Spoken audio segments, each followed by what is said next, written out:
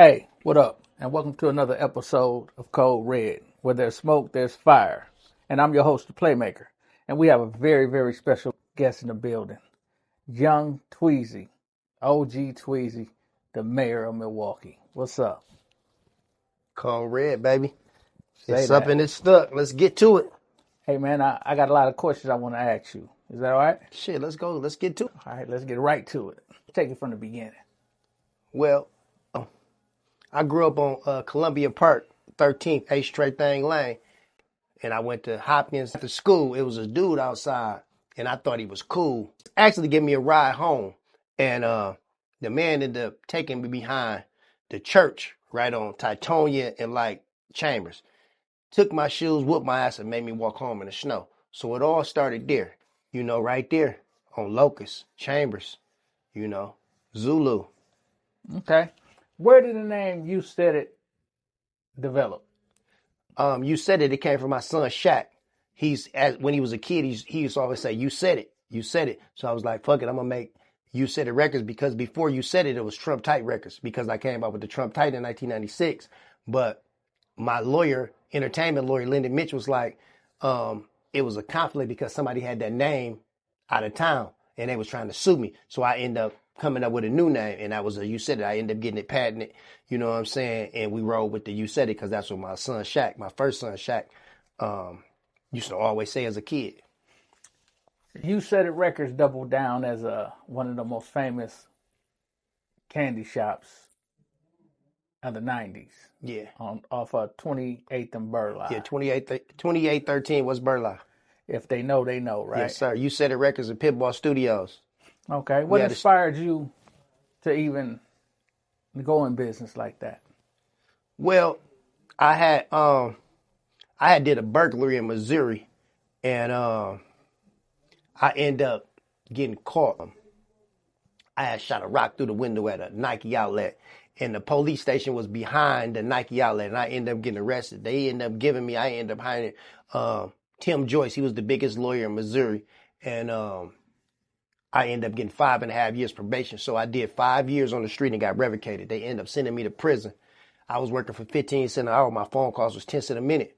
So when I got into jail, all the inmates was in there 15, 20 years. They had cassette tapes and shit like that. So when I got in there, it was like, man, the rules in here is mind your business and always keep your mouth shut. So by me listening to the OGs, I ended up going to all my programs. When I went to the parole board, the man was like, my cellmate, my boy, Bunk G. But anyway, he was basically like, when you go to parole, don't ask no questions unless they ask you something. So when I went in there, it was 3 people, like a psychologist, a doctor, and a lawyer. So I just sat back and listened to the questions that they asked, and then I answered them. You know what I'm saying? I ended up getting out in like 7 or 8 months and got back, you know what I'm saying, to the deck. So when I got out of jail, I had met a couple of days before I was getting out, there was this dude in there because I was working in the laundry, and he had like triple lights, and he was like, "Young blood, you got a second chance."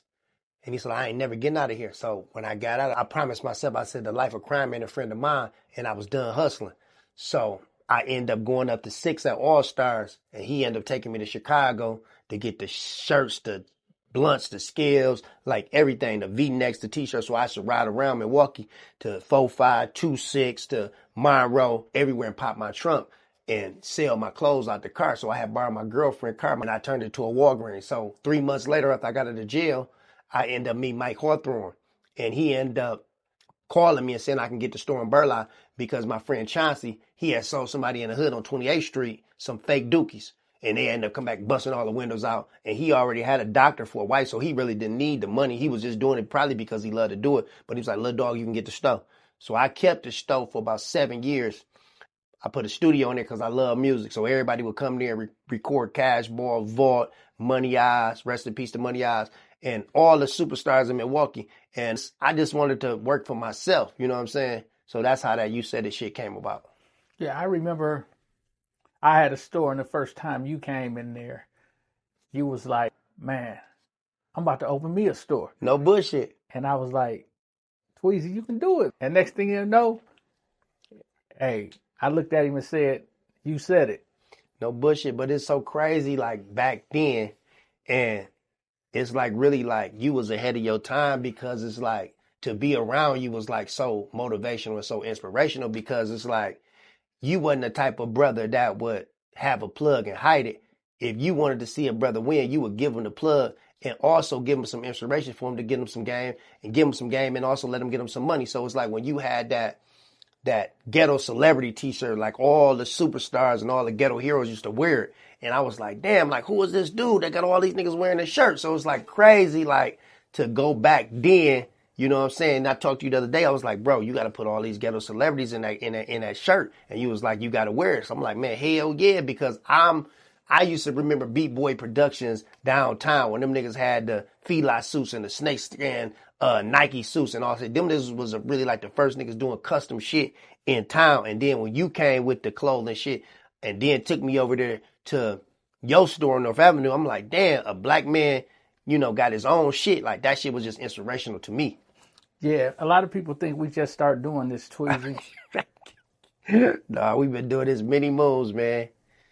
I'm just proud to be here with you today. You know what I'm saying, on Code Red, because I mean, just in real life, like if I don't know, I can call you and you straight lace me up, because a lot of times these people, they be faking like they something that they not. And it's just like when you on the outside looking in versus being on the inside looking out, you know, some of these dudes be fugazi and they be really, you know, putting 100 on 10. You know what I'm saying? They really 10, but they putting it on 100. No doubt. So tell me this, how does a kid from Columbia Park end up on 2-6 with the pit boss? Well, I grew up with my mother and my grandmother on 13th Street. And my grandmother, actually, Ethel Wilson, rest in peace to Ethel Wilson, she owned the house. So my mother used to be at work and I went to Washington High School. So back then, I was shopping at TJ Maxx and I probably was like a 28 or a 30, but Guess was like the hottest clothing line back then. So I would go to TJ Maxx. I didn't give a fuck they had a 34 or 32. I just wanted some Guess. So I would buy them and wear them.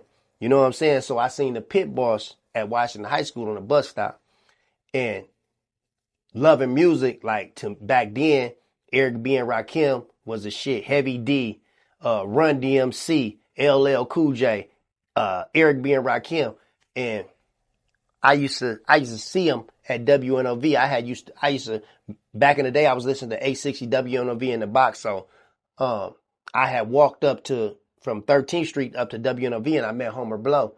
But when I got to Washington High School, like the pit boss was like the biggest. Like he was already on 2-6 with Big Amp and them getting money. So he had the leather Adidas suit on like LL and Run DMC. So I'm like, damn, like looking at him, I gave him my number.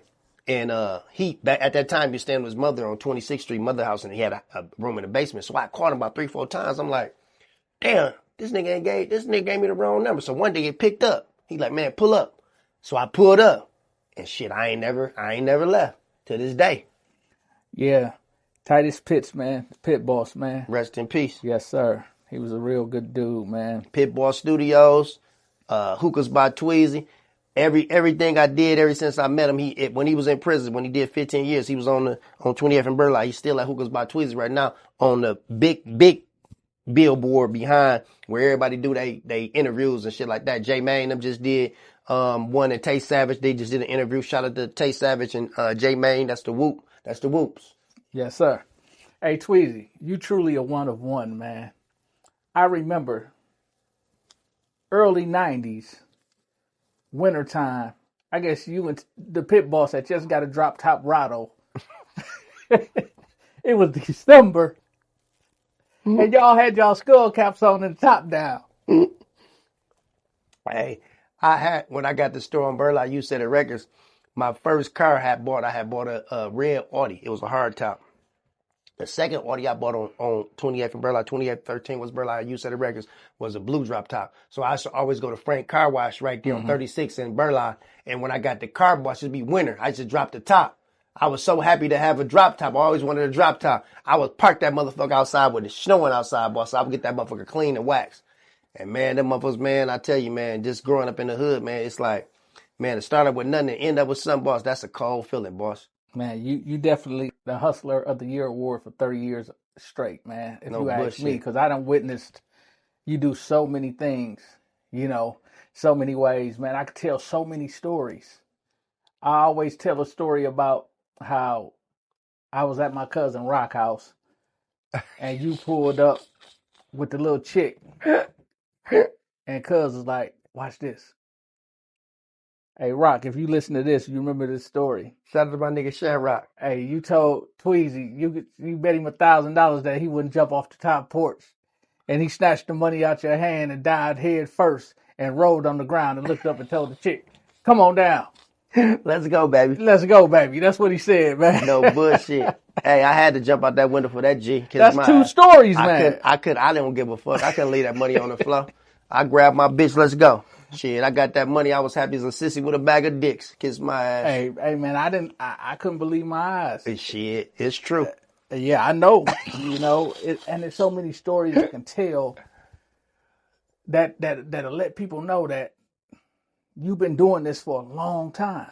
Man, listen, man, I want to say shout out to my boy Blackout Entertainment, my nigga Black Coleon, the one and only big homie, man. I just got off the phone with him, and I'm so inspired, man, to even be a part, and even, I want to humble myself and just acknowledge the big homie that he always hired me to host. He always, took me on trips, you know what I'm saying? When Cuckoo Cow first made it in my projects to New York, you know what I'm saying? It's just like, we laugh, and it's like, it's love and it's inspiration, man, to be the biggest. And I just told him, he said, man, we the biggest. And I said, man, I want to be like Elon Musk. I want to be like Donald Trump. I'm trying to go to the moon. And he laughed because he know it's possible. You know what I'm saying? And we came so far from 1996, from Trump tight to right now, you know what I'm saying? To,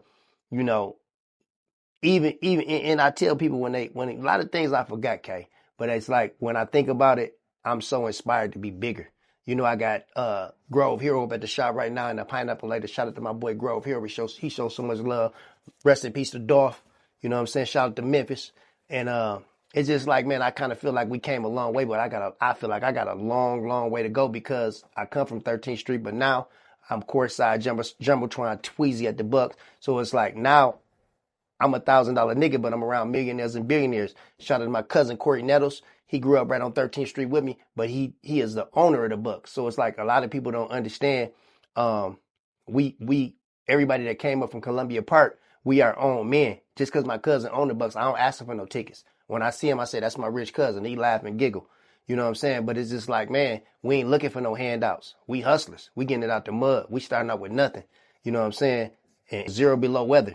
And just trying to get it one day at a time. No doubt. Speaking of Black and Cuckoo, there's a story about when you guys was in New York and you popped up on the scene.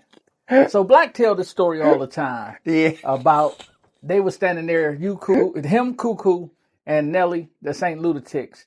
They thought that they was going to introduce Nelly them to you. Yeah. And Nelly them turned around and introduced you to them. Yeah. But how did that go, man? No, it started off like this. Like Neek had called me. Shout out to Neek, man.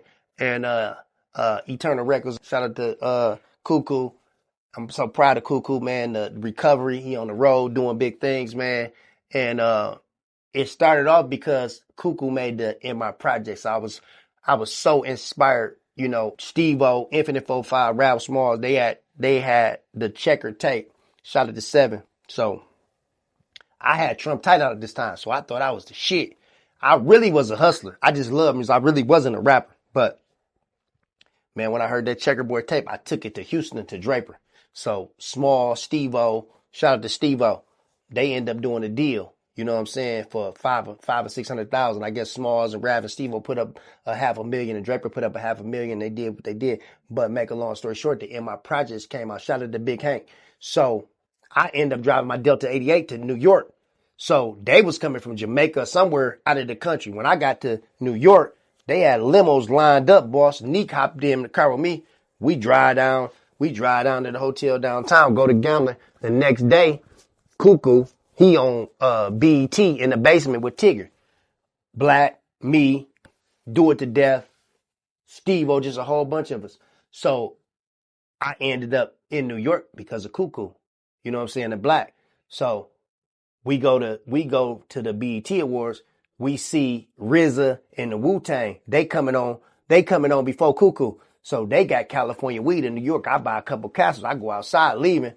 I'm trying to cross the street. A car damn near ran me over, knocked me in the ear. I get up looking for my weed and it stole all my weed. We leave the BET Awards and go to the MTV. That's when we see Nelly now. But see, I had met Nelly through Gary Young at V100. When Sonny, rest in peace of Sonny, when Sonny had the Bar Eve on 62nd and Fond du Lac, that was the first show that Gary Young sent them. They was getting 500 a show. When they came back, they was 30,000 a show. So I had already met him. You know what I'm saying? So when Cuckoo go in, he like, man, this is my man Tweezy. They was like, oh, we already know him. That's how that shit went.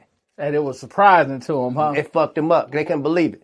But it's just like, that's why I always tell people, like, your relationship is worth more than money. A lot of shit I do, I don't even need no money. You get what I'm saying? Because your word is all you got. You know what I'm saying? Hey, Tweezy, so you were buying weed from one of the Wu-Tangs. You walked across the street, got hit by a car, got up, your weed flew. You went to go look for your weed, and them New York niggas walked off with it. The same weed you bought. I probably had about 3 or 4. They had that shit in. I probably found like 1 or 2 capsules. I probably had like 4 or 5. But after that, I'm getting the call that day at the MTV Awards. So shit, I'm so excited because back then it's like didn't nobody believe that you could rap in Milwaukee. So to be in New York, and really I kind of thought like 2-6 was the whole world. Like I never left the block. Like we used to just hustle all day and party all night. Go to Tap One, Sunny's on Broadway and all that shit. CC's, Coco's. Reggie Brown was the biggest DJ in the town. Tony Neal was the biggest DJ in town. So to go to New York and go to the barbershop, bro, and they bumping Cuckoo Cowboys, that man went platinum. #1 in New York with Funkmaster Flesh. #1 in California with the Baker Boys. Like, man, it's just, and people don't understand why I love Cuckoo so much because from 19th Street, I seen him move to Brickfield, boss, and the man never changed, boss. He always been the same. And they just don't understand our relationship. Like, I can't forget how a person treated me. You know what I'm saying? When I was a little dog, it don't matter how big I get. I'm going to always respect my elders. I'm going to always treat people how I want to be treated. No doubt. Let's go back to Trump Tight. What inspired you to write that album? Because me, Ronnie Ray, the pit boss, we had went to Vegas. And I was hustling with Ralph and Smalls back then. So them niggas was them dudes. They was the bricklayers in town. And then now I'm with the pit boss too. So now I got the muscle. You know what I'm saying? But they had to work. You get what I'm saying? So it's just like they end up getting indicted for life. They said somebody told on Quifty, and the judge said they offered him 10 years and he went to trial and they gave him life. You know what I'm saying? So I quit. I was done. I got scared. But when we went to Vegas, I had a 4 in the split. I was hustling. And I ended up fucking one of the kingpins bitches that had the birds. So I told the bitch, I said, listen, we in Vegas. I said, when we leave here, I never talk to you again because I knew he had so much money that he could have got me knocked. You get what I'm saying? So I learned, you know what I'm saying, that money don't make a man make money. It ain't about how much money you got. It's about if she like you or she don't. You know what I'm saying? So that's why I was talking to you early when I came in. It's better to like who like you instead of you liking anybody because you going to chase them and they chasing me or they chasing him. So anyway, I ended up knocking the nigga bitch. He ended up getting indicted. You know what I'm saying? And I don't know where the bitch at, but at the same time, it's just like to be a little nigga knocking the boss bitch. I knew I was a cold nigga then, boss. Trump Tight, huh? You better say it. But Vegas was the ace, the king, the jack, the 10. So when I went to Vegas, I went to Pen and Pixel. And that's how I met Tony Draper. Because they had the Suave House shit going on. And that's how I ended up fucking with Ball and fucking with G. Shout out to A-Ball and MJG. Shout out to Tony Draper. Shout out to Suave House. Shout out to my nigga Rich Kid. And it's like, it's so crazy. It's like the nigga Tony Draper offered me $250,000. So I called the pit boss. It was Master P and Tony Draper there. And Master P like, my nigga, if you want to be rich, keep your own label. And I really wanted to be famous, my nigga, because we was already hustling. We was already having money. So the lawyer was Linda Mitch. She was $250 an hour. She was like, he offered you $250,000, but he only offered you 7 points. 7 points is 8 cents a point. I was only going to get 58 cents a disc. Back then, Sam Goody was open. Disc Man was open. We getting $17, $18 a disc, my nigga. No bushing, selling out everywhere. We selling out Audio Vibe. We selling out at Disc Man. We selling out at Sam Goody. We selling out everything in the town. So it's just like, and we hustling. So we really didn't need no money. So I end up turning the deal down. The nigga Tony Draper called me back later on that day and like, nigga, where you at? I'm gonna come pick you up. man, we started riding and we ain't never left. I can call him right now and he gonna pick up on my mama. 30-year friendship, 30-year relationship. So you dropped Trump Tight in 1996. 1996. I And was here it hustling. is. I was hustling all day, every day on the block to go to CRC and Jive Recordings in Chicago to record with Jeff Lane. And back then, it wasn't no Pro Tools, my nigga. You had to record on a 2-inch reel or on a DAT. So the engineer is $125 an hour. The DAT is $300 to record 3 songs. So, I mean, it was just different, my nigga. Like, you know, and then another dude that we was dealing with, what was dude's name? One guy doing that, Dave? Dave. Yeah, he was cold. And he was a white boy, and he had a studio in his house. So it was just like, then it was Godzilla, and then it was Big Hank that had studios because I met Do It to Death. And that's when I started recording with Cuckoo and Oz Nola. Rest in peace to Oz Nola. So the reason I brought up Trump Tight and you recorded it in 1996 is because it's 2025. And a couple of years ago, you met a guy named Singh. Yeah. Do you want to tell us about that? Yeah, I had met him twice. And I had met him through Steve-O. Shout out to Infinite Recordings. Steve-O brought him down here 10 years ago. And he was trying to buy DRE music, Ice Cube music, my music, and all that. But his numbers was low. And I turned him down. And he came back 10 years later. So he offered me $2,000 for the Trump Type poster and the Trump Type CD. So I called my producer, Black Coleon, Darren Jordan out in Atlanta. I said, man, send dude this CD. It gave me $2,200 for the poster and the CD. And he was basically telling me, and now that I think about it, I really shouldn't have did it, but I did it. He was basically telling me he was going to make 300 CDs in Japan and then call me back to renegotiate. But I never heard back from him. I met him through Steve-O. So I knew he was all good. But at the same time, I ain't even never been to Japan. I don't even have a passport. So just the other day, I just got my birth certificate and I just got the license with the star on it. So I'm going to get me a passport and I'm going to go to Japan. And I'm going to go to a whole lot of other places because I always went to all the cities and states, but I just never been out of the country. So that's on my bucket list to do is get the passport. And we got to go to Japan, me and you. Okay. We got to go shake him down, baby, because he might be making too many CDs. Hey, man, we might get off the plane. It might be. Hey! Who the fuck you telling? Say, man, let's talk about the fight of the night that brought everybody out. Oh, yeah, man. Shout out to my big homie, man. The brawl for it all. Yeah, shout out to my big homie, Reggie Brown, man. I just say it's like Core DJ Kev. Shout out to Core DJ Kev, Tony Neal, Core DJs. It all happened. We was at Mr. J's on Fond du Lac. And Kev, like, man, I'm the hottest host in the town. Kev, like, I want you to host a party. Reggie was DJing.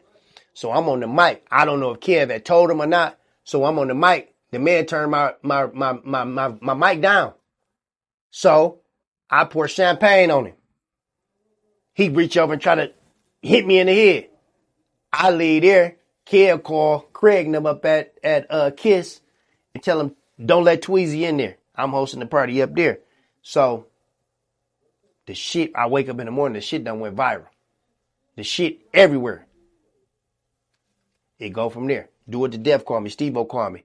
We gonna do a boxing match for the charity. We gonna call it brawl for it all. Guns down, hands up. So I just say this to say, you know, honestly, Reggie Brown is like one of my mentors, one of my big homies. Like when I should do my commercials and let me come to V100. Like when I should go to CC's and when I should go to the Ladybug, he was always shouting me out. I was hustling. He just make me feel good. So for me to be in this position, I want to thank Reggie Brown publicly because if it wasn't for him, I damn near wanted to be him. But when it's somebody's birthday, I'm shouting him out because that's what he did to me. So if it's happy birthday to Tanya, it's a Gemini party. What up, OG Tweezy in the building? Happy birthday to KB. Shout out to my nigga Legend. It's just like I learned that from him. You know what I'm saying? And not only that, Homer blowing Wayne CK, you know what I'm saying? At WNOV, it's like they had different personalities, bro. So it's just like, it wasn't just one of them. It was 3 or 4 of them because when they went on commercial break, when they came back on, they would be, hello, this is Reggie Brown. We on V100. Like they would switch up. So it's just like to see it with my own eyes. It was just so exciting. So it's just like when it happened, I couldn't respond. And it was so crazy that everybody that I thought loved me really didn't love me. They loved him more than they loved me because they sided. It was people that I gave my shirt off my back that was on there clowning and laughing at me, but it was never a fight. Right. They didn't have no pictures. Only thing they heard was some negative shit and it went viral. And that's what I just really can't understand is like, why all the positive shit that we do, like the book bag giveaways and the free haircuts with DJ the Barber and the horse rides and the free food for the kids, you know what I'm saying, with DJ L Boogie and all these different people. It's just like they don't talk about that. They only talk about the negative shit. Yeah, that was a big fight, man. The voice of Milwaukee and the hustler of the year, man. You better say Shout out to Steve-O, man, for really bringing that to life, man. The real Don King, my nigga Steve-O, man. Don King himself. He need to keep that going, don't he? Yes, he do. So, Tweezy, we had talked about you bringing out your own clothing line, your own line of caps, and lately you've been crowned Jumbotron Tweezy. Let's talk about that. You know, when I put this big hat on, I'm going on TV. So I'm on TV live with my nigga KB, you know what I'm saying? So I feel like I'm at the Bucks game. You know what I'm saying? I feel like I'm with Peter Fagan and Mark Lasky, you know what I'm saying? And all them people from the Bucks, man. But anyway, Bucks and 6. And hey man, Jumbotron Tweezy, man, you gonna see me, man, in that big old stadium at the Pfizer Forum. Live. You know what I'm saying? Going crazy. Being myself. Yes, sir. Hey, Tweezy, how do you feel about the current state of hip hop in Milwaukee and the new artists? Man, I love it, man. To come from 1995, 1996, like nobody believed that it could be real rappers from Milwaukee.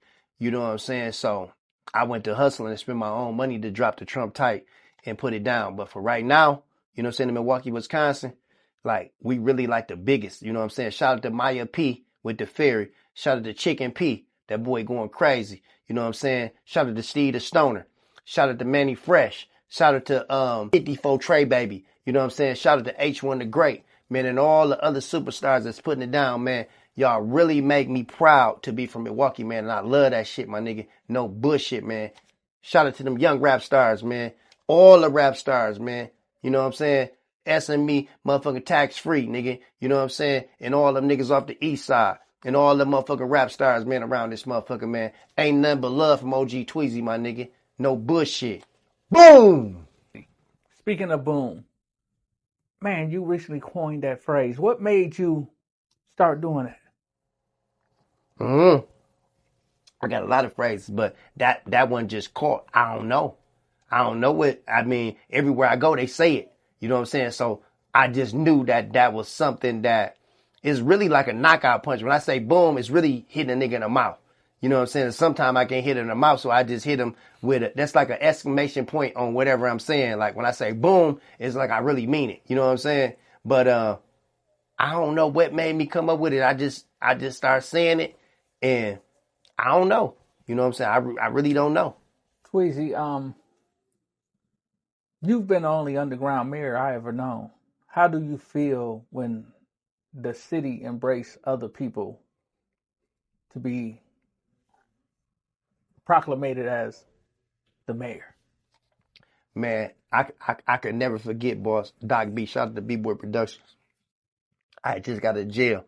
I was broke. And Doc B called me like, man, they calling Boosie the mayor. I was hot as a motherfucker. And then I ended up getting my weight up. And I ended up meeting him at Reggie Brown birthday party downtown. I seen Boosie. He was like,